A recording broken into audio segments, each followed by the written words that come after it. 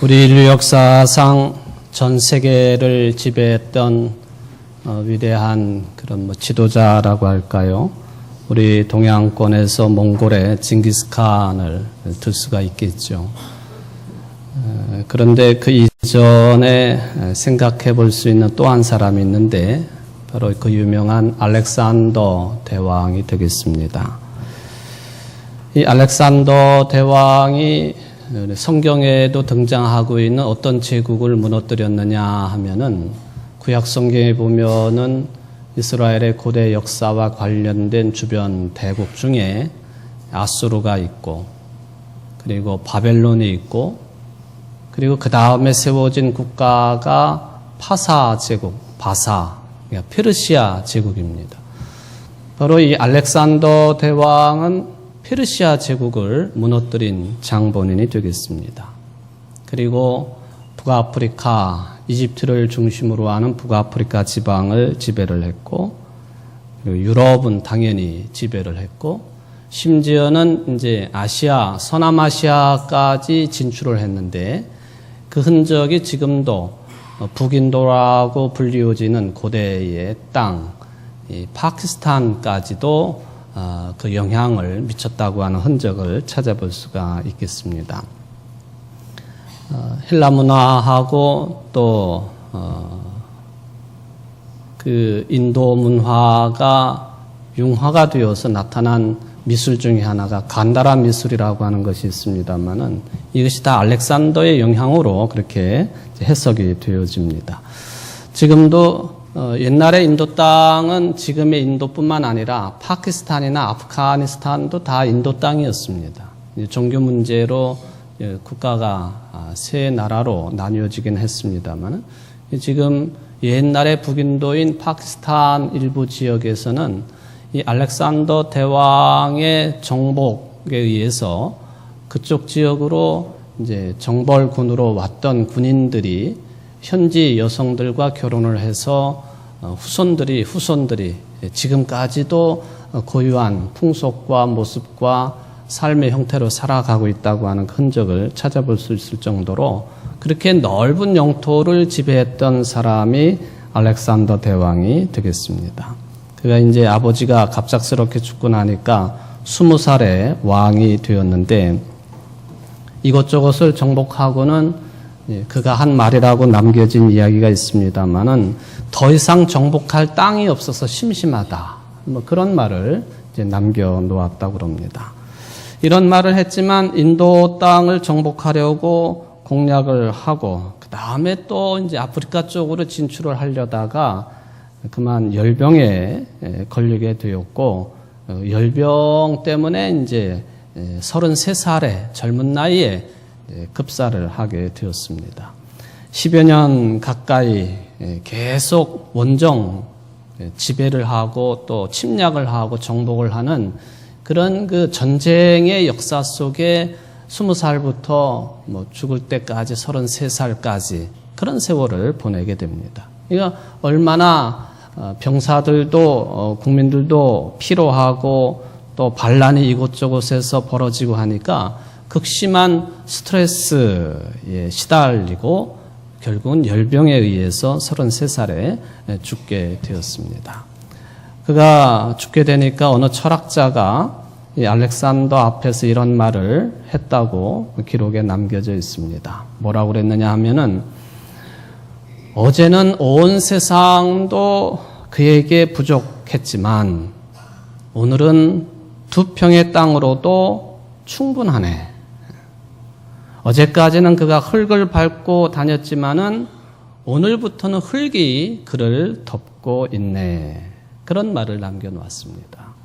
온 세상의 땅을 밟고 다니던 그였지만 이제 죽고 나니까 2평 땅으로도 충분한 그런 인생의 종말이다라고 하는 그런 이야기가 되겠습니다. 수많은 신하들 또 옆에 있는 가족들이 알렉산더의 병세가 악화되고 하니까 이 거대한 왕답게 또 거창한 유언을 남겨놓으리라고 기대를 했습니다. 근데 죽을 때까지도 이 알렉산더가 이 마지막 유언을 남기지를 않습니다. 얼마나 위대한 유언을 남기려고 이렇게 뜸을 들이나 그렇게 이제 생각을 했습니다만은 여러분들이 뭐 아시겠습니다. 알렉산더가 바로 죽으면서 힘없는 상태에서 남겨놓은 말이 뭐냐 하면은 나를 위해서 장례를 치를 때에 나를 관 속에 집어넣고 내 팔을, 양쪽 팔을 관 밖으로 빼놓으라. 이제 그런 이야기를 했다고 그럽니다. 좀 기괴한 모습이긴 하죠. 죽은 시신을 그 중에 일부인 양쪽 팔을 관 밖으로 보이도록 사람들이 볼 수 있도록 빼놓으라는 것이에요.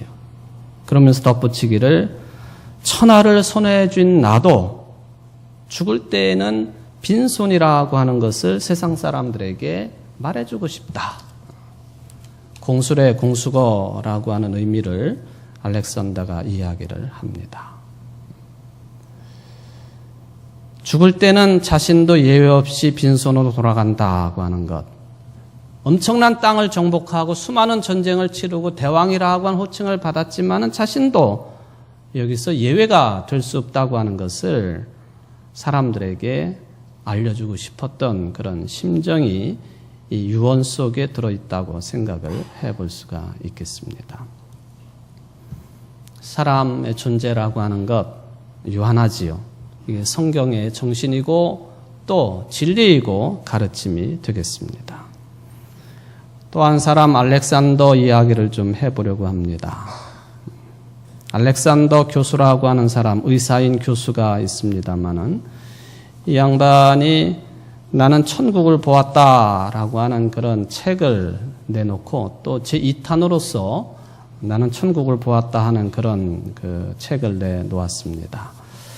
이분은 2008년도가 되겠는데 2008년도 11월 10일 새벽에 그가 살고 있던 곳이 미국의 버지니아주 린츠버그라고 하는 곳입니다만은 당시 55살이었습니다. 50대 중반이었는데 새벽에 잠을 자다가 말고는 등에 통증을, 심각한 통증을 느껴서 잠에서 깨어났습니다. 어떻게 해야지 통증을 가라앉힐까 생각하고는 욕실로 들어가가지고는 뜨거운 물을 욕조에 받아놓고는 거기서 몸을 푹 담가 보았지만은 이 등의 통증이 가라앉질 않습니다. 아침 때부터는 온몸에 경련이 일어나기 시작을 했습니다. 어쩔 수 없어가지고 의사의 교수인 이 알렉산더가 응급실로 실려갑니다. 근데 살아나질 못합니다. 응급실로 실려가가지고 일주일 동안, 7일 동안 뇌 기능이 정지된 상태가 되었습니다. 소위 말하면 코마 상태가 되고 말았습니다. 의료진들은 이 알렉산더에게 성인들에게는 잘 나타나지 아니하는 이 박테리아성 뇌막염에 걸렸다고 판단을 합니다. 그리고는 살아날 가능성은 제로다, 없다 이렇게 판정을 내려놓았습니다. 그는 뇌과학자임과 동시에 신경외과 전문의였습니다. 미국의 듀크 대학에서 의학 박사 학위를 취득을 했고 유명한 하버드 대학, 버지니아 대학 등에서 교수와 의사로 근무하기도 했습니다. 뇌를 전문적으로 연구하는 과학자고 또 관련 신경외과 전문의이니까 당연히 우리 인간의 의식은 말하고 생각하고 마음 먹고 하는 이 모든 의식은 분명히 뇌의 작동에 의해서 이루어지는 것이다 라고 하는 이 논리, 이것은 철두철미하게 의지하는 그런 과학자요 의사였습니다.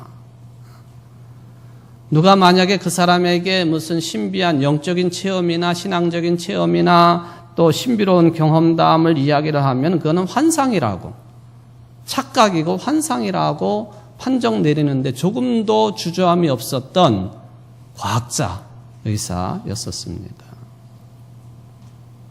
이랬던 그가 7일 동안 코마 상태에 있으면서 그냥 아무런 기억도 해내지 못하는 상태에 있었던 것이 아니라 소위 말하면 임사 체험을 했습니다. 그리고는 그것을 가지고 나는 천국을 보았다라고 하는 책을 2013년도에 출판을 합니다. 그가 책에서 이야기를 합니다. 육체의 죽음 이후에도 의식은 존재한다. 몸이 죽어도 사람의 의식은 존재한다. 하나님이라고 하는 표현은 쓰지 않았습니다만 신과 우리 인생의 사후 세계에는 분명히 있다. 그렇게 이제 이야기를 했습니다. 두 번째 책인 나는 천국을 보았다. 두 번째 이야기. 여기서는 자기 자신의 이야기뿐만 아니라 특히 아주 자의식이 강하고 과학적인 신념이 철두철미한 그런 철학자라든지 과학자라든지 이런 사람들 가운데에서 자기와 똑같은 임사체험한 사람들, 그런 사람들의 증언을 두 번째 책에서는 소개를 해주고 있습니다. 수많은 이야기들이 기록이 됩니다만은 그 중에 하나 이 기도에 관한 내용이 있어서 소개를 해보려고 합니다. 그러니까 나중에 이제 죽음의 상태에서 벗어나가지고 자기 자신이 7일 동안 어떤 경험을 했는가, 느낌이 있었는가 하는 것을 정리하는 가운데 바로 이게 기도였구나 하고 이제 결론을 맺은 그런 내용이 되겠습니다. 커다란 벽 같은 구름들을 통과하면서 나는 아래로 이동을 했다. 주위에서 온통 속삭이는 소리들이 들렸지만 무슨 말인지 알아들을 수가 없었다.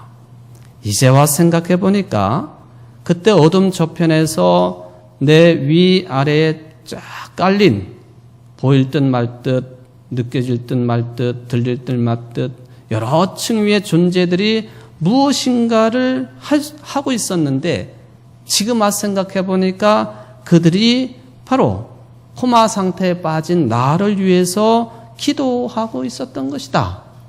그가 이제 정리를 해놓은 그런 내용이 되겠습니다.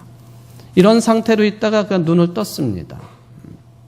근데 그가 눈을 뜨게 되니까 주변에 있던 중환자실 주변에 있던 사람들이 기절할 정도로 아주 드라마틱한 상황이 벌어졌는데 7일 동안 혼수 상태, 뇌사 상태, 코마 상태에 빠져있던 이 알렉산더가 어른의 모습으로 깨어나는 것이 아니라 아주 갓 태어난 아기의 그런 눈빛, 초롱초롱하고 맑고 아름답고 어린아이 눈빛이 있지 않습니까? 그 눈빛을 가지고 중환자실 자기 침대를 둘러싸고 있는 사람들을 둘러보기 시작을 했다고 하는 것입니다. 천천히 오른쪽 왼쪽 위아래 훑어보면서 물론 이러한 임사체험을 한 뒤에 현실 생활에 적응하는 과정 속에는 여러 어려운 상황들이 있었다고도 합니다. 소위 말하면 중환자실 증후군이라고도 하는 망상증 단계가 있었다고 하는 것이죠. 그리고 그것이 거치는 과정을 거쳤습니다. 그게 어떤 모습으로 나타났느냐 하면 잠도 자지도 않고 가족들에게 말을 하는데 이게 도대체 무슨 말인지 알아들을 수 없는 그런 이야기들을 알렉산더가 가족들에게 했다고 해요. 인터넷에 관한 이야기 또는 우주정거장에 관한 이야기 또는 전혀 상관도 없는 러시아의 이중첩자에 관한 이야기, 말도 안 되는 이야기들을 늘어놓는 과정도 있었지만은 어쨌든 그는 온전한 모습으로 회복이 되어서 천국을 본 그 임사 체험의 내용들을 사람들에게 책으로 써서 그렇게 이야기를 했다 하는 것이죠.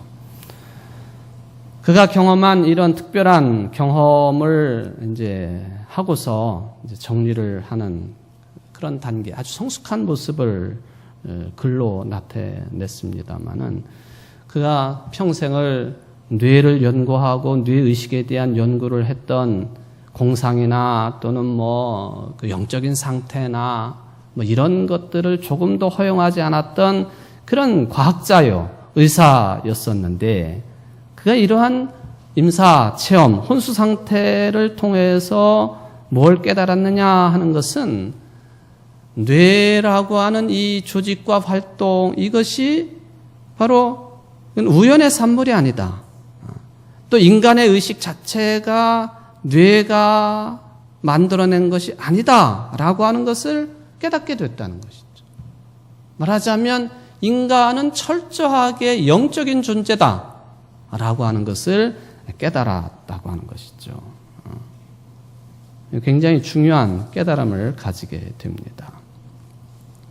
자기 자신을 포함해가지고 두 번째 책을 통해서 소개를 합니다만은 이 임사체험을 한 사람들이 공통적으로 가지고 있는 관점이 있는데 그게 뭐냐 하면은 그 체험 이전까지하고는 다르게 이해력이 달라지는, 이해력이 바뀌는 것을 모두 다 공통적으로 고백을 한다고 하는 것이죠.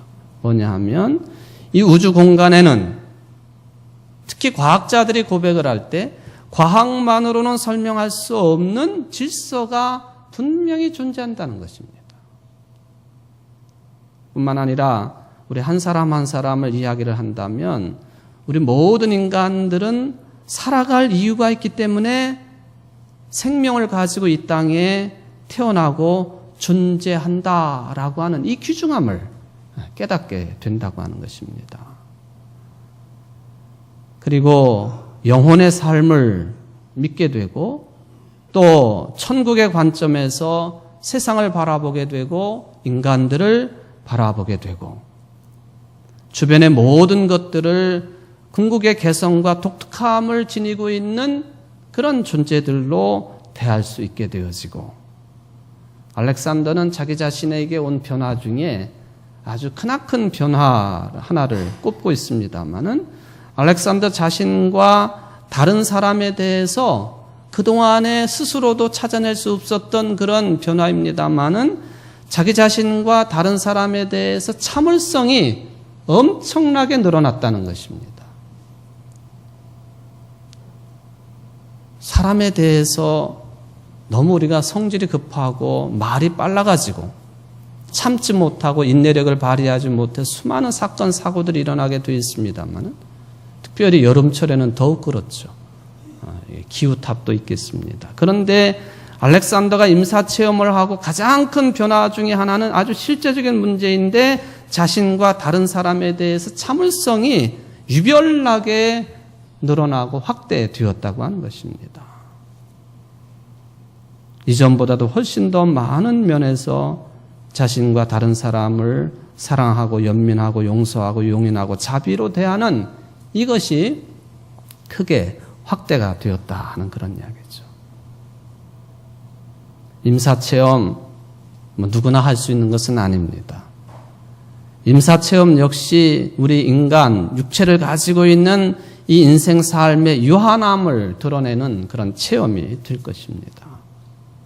유한하기 때문에 깨닫고 유한하기 때문에 절대적인 존재 앞에서 겸손하고 또한 타인 앞에 겸손하고 그리고 인내하며 살아가는 법을 이전에 없던 그런 삶의 태도를 가지고 살아가게 되었다라고 하는 것이죠. 인간의 유한성을 깨닫는다고 하는 것이 겸손의 첫걸음이 된다 하는 그런 이야기가 되겠습니다. 얼마 전에도 제가 인공지능에 관한 설교 말씀을 드렸습니다만 관련된 내용이기 때문에 잠깐 소개를 해보려고 합니다. 이 첨단 과학자들 그리고 미래학자들이 수십 년 전부터 50년대부터 인공지능에 대한 연구를 시작을 한 것으로 되어 있습니다. 근데 그때부터 이 과학자들이 미래학자들이 아주 높은 차원의 최종 목표를 정해놓은 게 있습니다. 인공지능을 통해서 무엇을 이루고자 하느냐 하는 그 목표예요. 그 중에 첫 단계가 뭐냐 하면은 인간처럼 되는 것이었어요. 인간처럼 되는 것. 두 번째 단계가 인간을 넘어서는 것이었습니다. 이게 50년대 인공지능을 연구하면서부터 세워놓은 그런 목표예요. 1차, 2차 목표입니다. 1차 목표인 인간처럼 되는 것. 왜 그런 생각을 하게 되었는가? 이제 그런 거 연구를 하고 답을 내놓자고 한다면 이런 것이죠. 우리 인간들이 하나님의 형상대로 기존의 기독교 신앙관으로 보면은 하나님께서 우리 인간들을 당신의 형상대로 창조를 하셨는데 바로 이 하나님의 형상대로 창조가 된 인간도 인간을 닮은 그런 존재를 만들어내고자 하는 본성을 원래부터 가지고 있다 하는 그것을 자극하는 것입니다.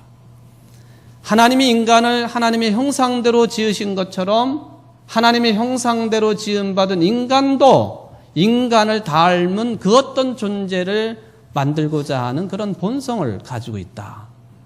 이런 차원이죠. 이게 이제 인공지능이 연구가 되어지고 또 여러 단계를 거치게 되는 그런 근거가 된다고 볼 수가 있겠습니다. 그래서 나타나는 것이 소위 말하면 인공수정에 관한 문제 또는 게놈 프로젝트 또 유전자 조작의 문제, 인간 복제에 관한 문제 이런 것들이에요.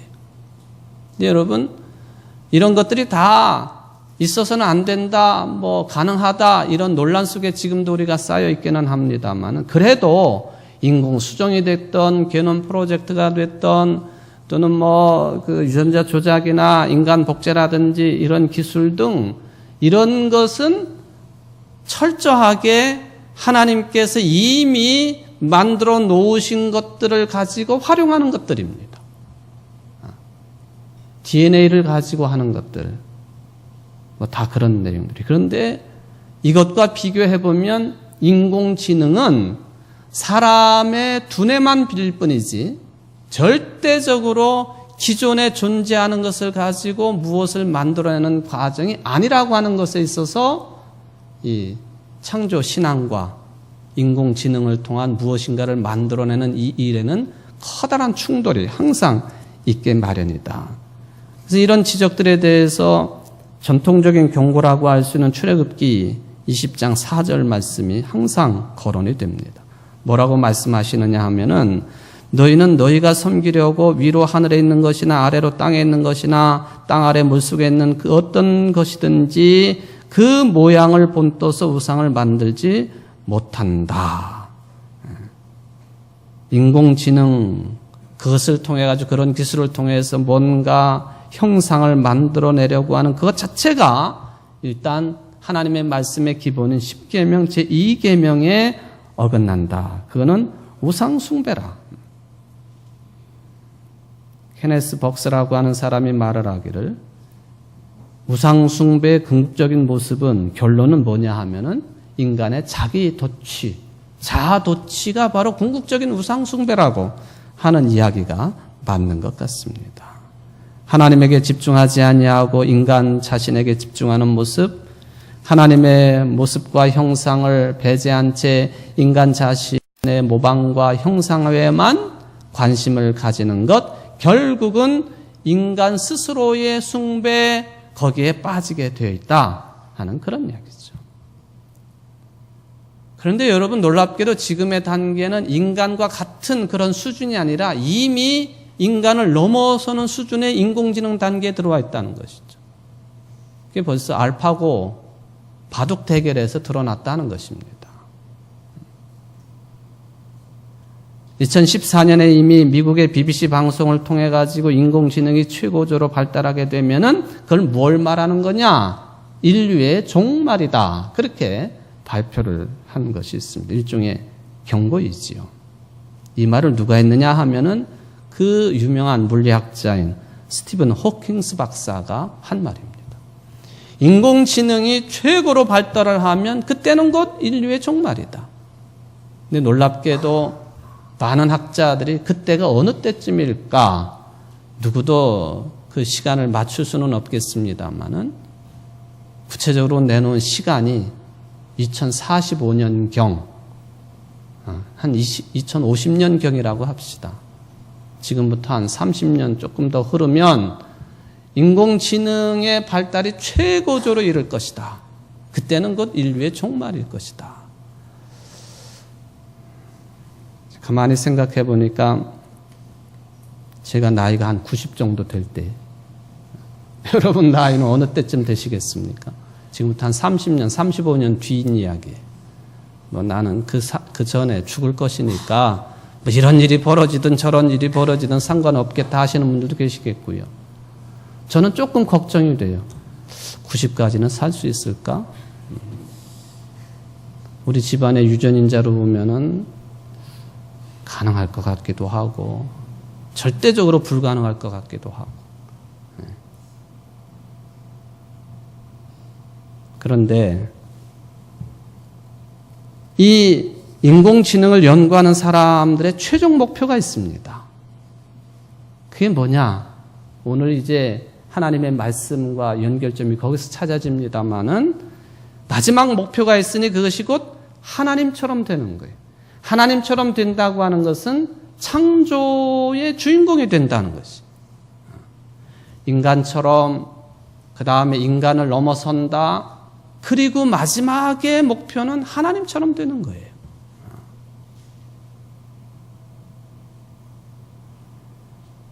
바로 이것이 인공지능의 최종 목표라고 볼 때에 인간 자체를 강화시키려고 하는 모든 기술력에 포함이 될 수 있습니다. 예를 들면은 인공 팔을 만들어내고 다리를 만들어내고 심장을 만들어내고 뭐 이런저런 일들이 이제 계속 진행이 될 것입니다만 몇 년 전에 제가 인도의 바라나시를 방문했을 때 함께 갔던 충북로였던 목사님 사모님이 그런 말씀을 하셨어요. 그분이 늘 다리 관절통 때문에 고생을 하시는 분이신데 바라나시 가면은 겐지지 강변에서 사람들이 시신을 불에다 막 태우지 않습니까? 그게 다 보이건 머리통도 보이고 다리통도 보이고 뭐 다 보여요. 그 사모님이 하시는 말씀이 아이고 여기서 저 튼튼한 다리 하나로 좀 보링 좀 하고 갔으면 좋겠다고. 그게 무슨 말인지 그 튼튼한 다리를 좀 바꿔가지고 자기 다리하고 좀 바꿔서 갔으면 좋겠다 그런 말씀을 하셔서 한참 웃었습니다만은 그렇지 않아도 인공지능을 통해 가지고 팔도 만들고 다리도 만들고 심장도 만들고 모장육부를 다 만드는 그런 시절이 올 것 같아요. 왜 그렇게 해야 되느냐? 오래 사는 것, 죽지 않는 것. 그게 우리 인간들이 가지고 있는 목표이기 때문에 그렇습니다.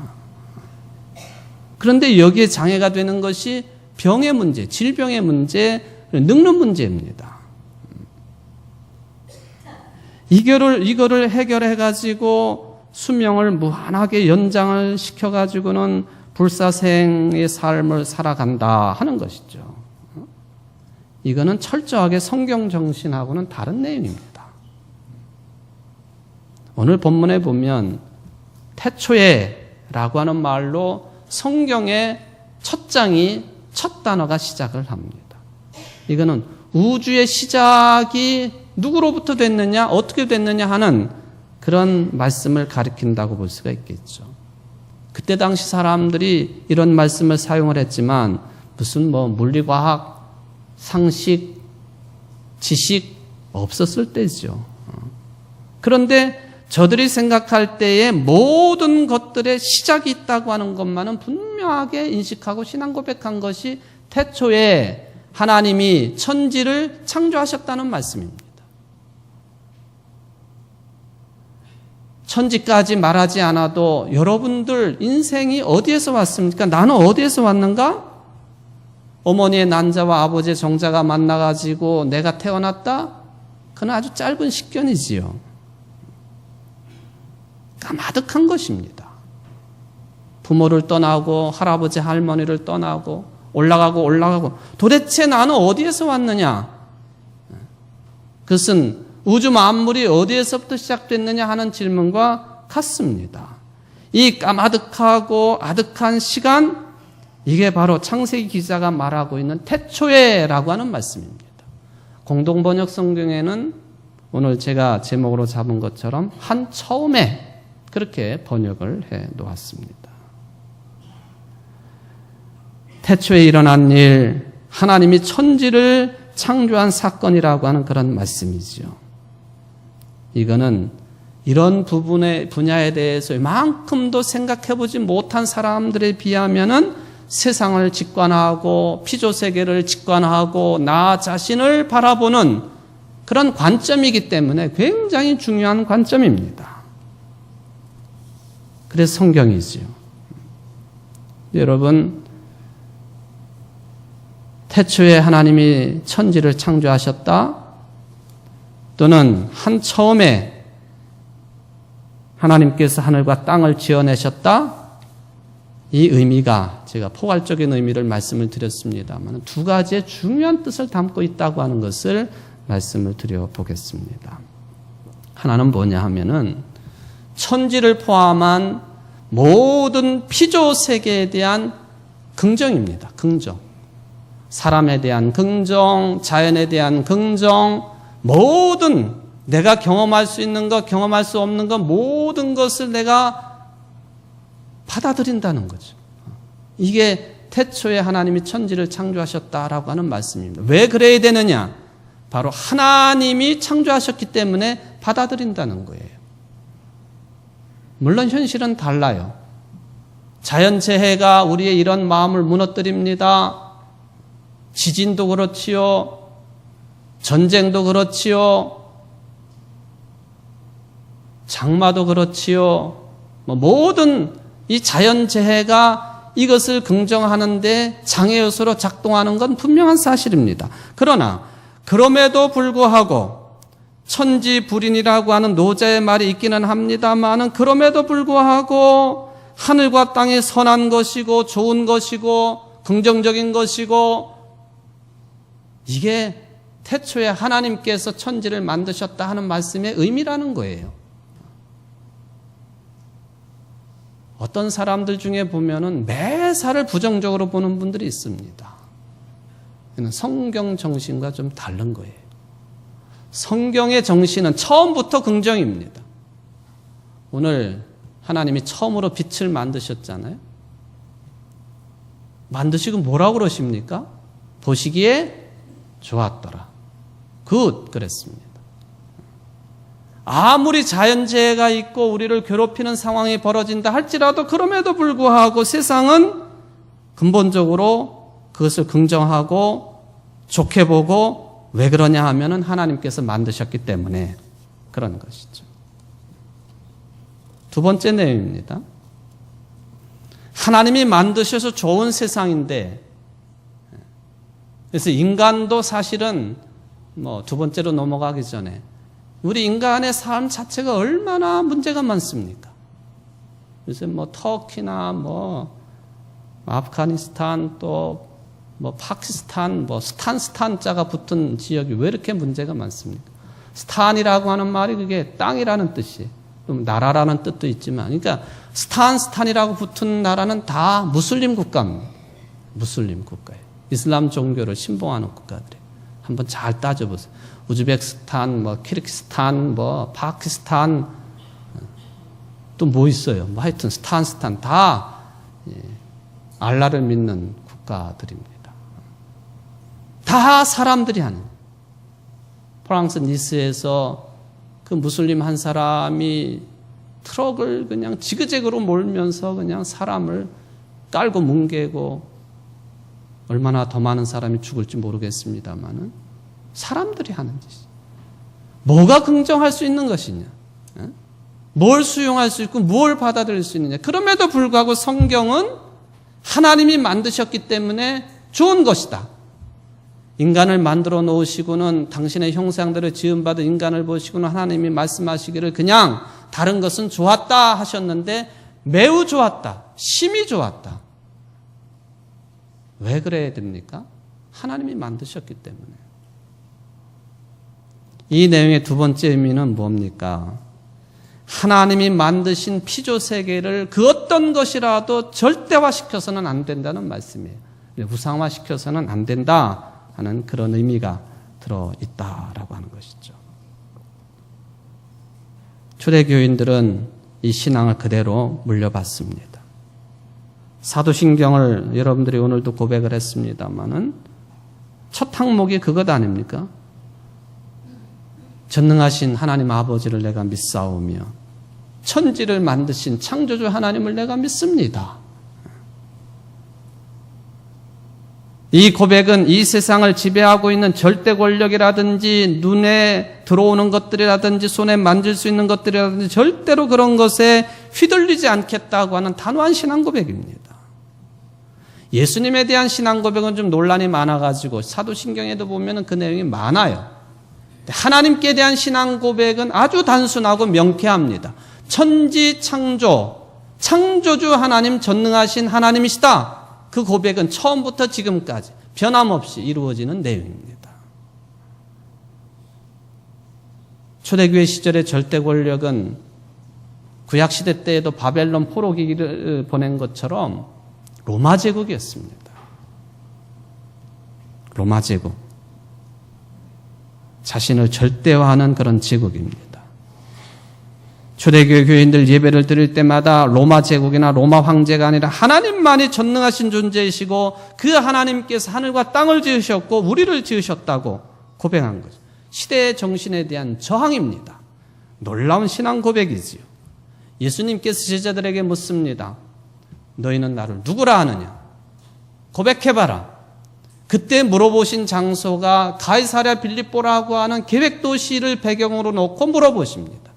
황제를 숭배하고 황제를 위한 기념품, 또 기념 건물, 또 신전이 가득한 그 도시를 배경으로 하고 예수님이 그것을 쳐다보고 있는 제자들에게 묻습니다. 너희는 나를 누구라 하느냐? 로마 황제 그리고 나 고백해봐라. 그때 베드로가 주는 그리스도시요 살아계신 하나님의 아들이십니다. 그 고백을 하지요. 절대적으로 힘을 가지고 있는 이 시대 정신에 휘둘리지 아니하고 하나님만이 창조주라고 하는 고백. 그러니 하나님 외에 그 어떤 것도 절대화해서는 안 된다. 그게 태초에 하나님께서 천지를 창조하셨다라고 하는 말씀에 아주 중요한 개념입니다. 초대교회 교인들은 이 경험을 이전에는 하나님이 눈에 보이시지 않는 분이시지만 천지를 창조하셨다라고 고백을 했다면 이제는 내 곁에 계신 주님을 바라보면서 이 주님, 예수님이 하나님이시고 창조주이시고 창조 때 함께 계셨던 분이시고 이 고백을 할 수 있었기 때문에 어떤 경우에도 흔들리지 아니하고 목숨까지 바치는 순교자가 될 수 있었던 거예요. 요한복음 1장 1절은 이렇게 고백을 합니다. 태초에 말씀이 계시니라. 이 말씀이 하나님과 함께 계셨으니 이 말씀은 곧 하나님이시니라. 태초에 말씀이신 예수님이 함께 계셨다고 하는 고백이지요. 모든 만물이, 우주 만물이 바로 하나님 예수 그리스도로 말미암아 창조되었다고 하는 말씀입니다. 바로 이 절대적인 생명을 경험했기 때문에 예수님이 모든 생명의 근원, 시원, 태초라고 하는 이 선포를 강하게 할 수가 있었습니다. 사랑하는 성도 여러분, 여러분의 주인이 누구이십니까? 여러분들을 만들어내신 하나님이십니다. 내가 바라보고 있는 온 우주 만물의 주인이 누구이십니까? 만들어내신 창조주, 전능하신 하나님이십니다. 그분이 생명의 근원이고 시원이십니다. 그리고 예수님이 하나님이십니다. 바로 이 예수님께, 하나님께 내 운명을 맡기고 삶을 맡기는 사람, 하나님께서 이루시는 그 생명을 얻을 수 있습니다. 그래서 예수님이 요한복음 14장에서 말씀하시잖아요. 내가 곧 길이요 진리요 생명이다. 당신을 통해서만이 하나님께로 갈 수 있다라고 분명하게 선언을 하십니다. 볼 게 많죠, 여러분들? 영향받을 게 많죠? 여러분들의 근본을 흔들 만한 그런 주변 상황이 많이 벌어집니다만은 철저하십시오. 하나님만이 주인이시고 하나님이 창조주이시고 그의 독생자 아들이신 그 예수님이 그리스도이심과 동시에 태초로부터 창조 때부터 말씀으로 함께 하셨던 분이라고 하는 이 고백으로 유혹을 이기시고 승리하시고 하나님 앞에 영광 돌릴 수 있는 여러분들 되시기를 주의 이름으로 축원을 드립니다. 기도하시겠습니다. 사랑의 하나님 감사드립니다. 우리가 유혹받는 것이 너무나도 많습니다. 세상 권력도 자리도 물질도 인간관계도 그 무엇도 하나님을 대신하여 절대화할 수 없음에도 불구하고 그런 유혹에 자주 빠지는 저희들입니다. 오늘도 이 약함 그대로 주님 앞에 내려놓고 간구하오니 말씀을 통하여 주시는 것처럼 하나님의 창조주가 되시고 우리 생명의 시온이 되심을 다시 한번 고백하면서 흔들리지 아니하고 위대한 신앙의 삶을 살아갈 수 있는 하나님 창조주의 자녀들이 될 수 있도록 축복을 내리워 주옵소서. 예수님의 이름으로 간절히 기도하옵나이다.